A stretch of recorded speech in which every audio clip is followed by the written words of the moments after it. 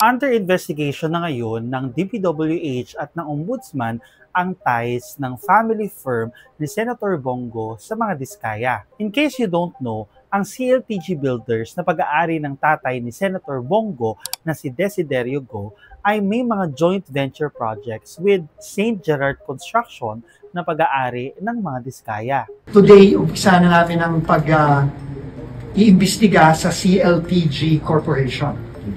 At yung links nito sa Diskaya Company simula 2016. Recently, sinabi rin ni Ombudsman Boying Remulla na possibly may mga pinoprotektahang tao itong mag-asawang sina Curly at Sara Diskaya katulad ni Senator Bongo. By the way, yung pangalan ng firm ng tatay ni Senator Bongo na CLTG Builders ay nagmamatch sa initials ng pangalan ni Senator Go, Christopher Lawrence Tesoro Go. Gaano nga ba kalaki itong mga contracts na pinag-uusapan natin? Sa investigasyon na ginawa ko for Rappler nitong September lang, lumabas doon sa aming pag-aaral na itong St. Gerard Construction at CLTG Builders ay nag-enter into a joint venture program at nakakuha ng 5 contracts sa Davao Region ng 2017 amounting to 816 million pesos. Chinek ko rin ang history ng contracts ng CLTG Builders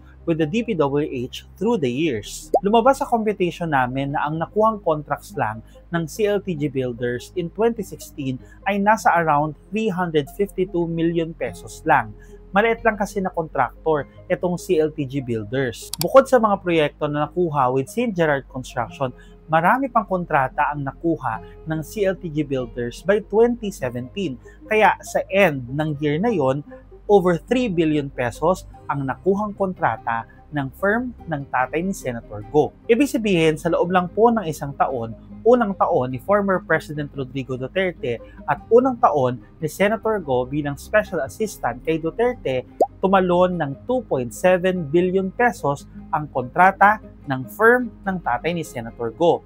Ang laki ng talon, di ba? Lumaki ng ganoon ang mga contracts because aside from St. Gerard Construction, nakipag-partner din itong CLTG Builders with other big contractors, katulad na lamang ng 3W Builders at ng Relly Construction. And from 2016 to 2018, first 3 years ni former President Rodrigo Duterte, nakakuha ang CLTG Builders ng 42 projects amounting to 3.6 billion pesos. By 2019, hindi na po ulit kumuha ng kontrata ang CLTG Builders sa DPWH. Pero yung firm po na Alfrego, pag-aari po yan ng kapatid ni Senator Go, ay active pa rin sa DPWH contracts at nakakuha pa nga from 2023 to 2024 ng flood control projects amounting to 327 million pesos. Ngayon lumabas po ulit itong issue ng CLTG Builders. Ang sabi ni Senator Go, welcome naman daw sa kanya ang mga investigation.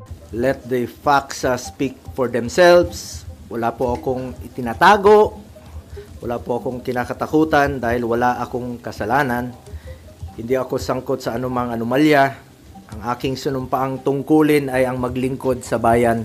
Well, hindi surprising yung mga ganitong investigation dahil ang dami-daming questions dito sa mga government contracts ng mga diskaya. Nandyan yung alleged tax evasion nila, nandyan yung questions doon sa bidding process kung saan naging involved itong mga firms ng mga diskaya. So, obviously, itong mga investigation ay mag-extend talaga sa mga contractor na nakapartner ng mga firm ng mga diskaya. Especially na ang mga firms na yon, katulad ng CLTG Builders, ay dikit at malapit sa mga malalaking pangalan tulad ni Senator Bongo.